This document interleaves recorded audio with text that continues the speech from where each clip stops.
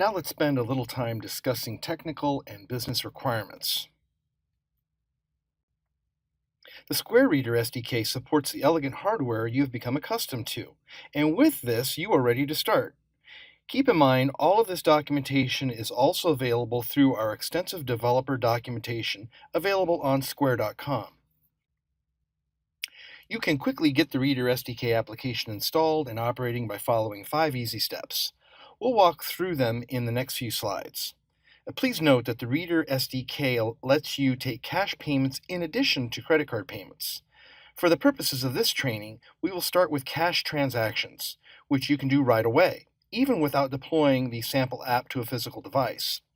To take a credit card payment, you must deploy the sample app to a physical device and have a Square Reader on hand. If you do not have a Square Reader, you can request a free MagStripe reader or purchase a Square Reader online or in person. Step 1. Let's get the Reader SDK credentials. It's important that you keep your Reader SDK settings page open through this process. You will need the application ID and repository password to configure the Reader SDK sample app in the next step. And you will use the Generate Mobile Auth Code button to authorize the sample app in latter steps. First, open and log into the Square application dashboard. Next, create and name your new application. Here we suggest naming it Reader SDK Quick Start. Click on the app to get to the next settings page and select Request Credentials to generate your SDK repository password. Step 2. Create your SDK sample app.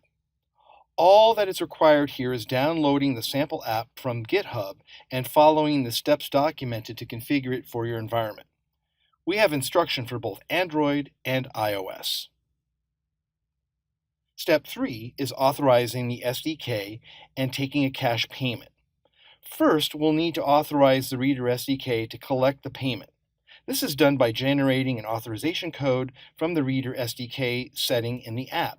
Simply click on Generate Mobile Auth Code. You will have 2 payment options with the SDK, either a virtual or a physical device.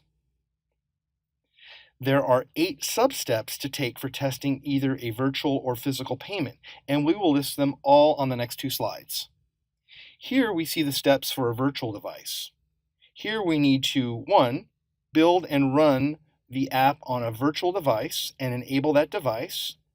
Next, generate a new mobile authorization from your Reader SDK.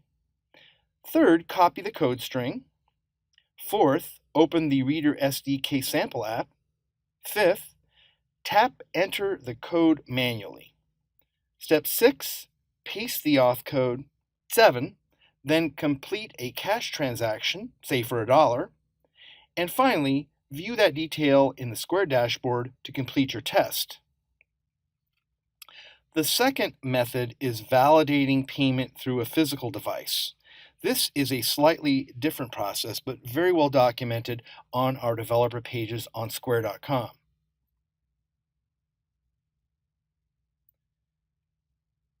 You are almost done. Can you believe it?